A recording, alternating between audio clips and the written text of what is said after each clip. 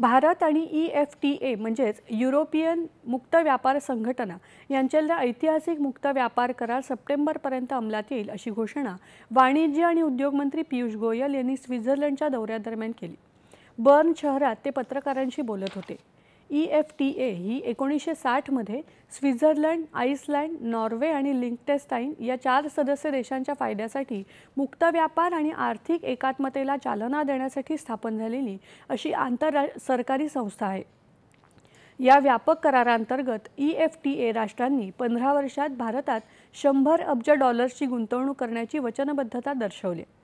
कमी केलेल्या किंवा रद्द केलेल्या शुल्कांद्वारे भारताला स्विस घड्याळं, चॉकलेट्स आणि हिरे यासह विविध युरोपीय उत्पादनांना प्राधान्य दिलं जाईल अशी अपेक्षा गोयल यांनी व्यक्त केली। या कराराला 4ही EFTA सदस्य देशांकडून संसदीय मान्यता मिळाली आहे।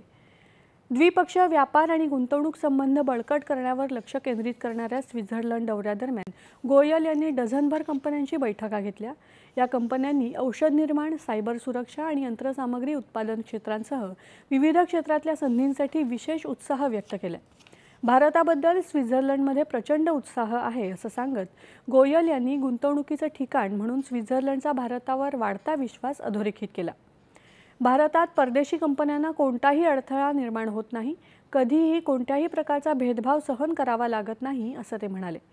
भारत आता एक मोठं पसंतीचं गुंतवणूक केंद्र बनलंय आणि त्या गुंतवणुकीला प्रोत्साहन देण्यासाठी EFTA हे खूप मोठं माध्यम आहे असं त्यांनी सांगितलं।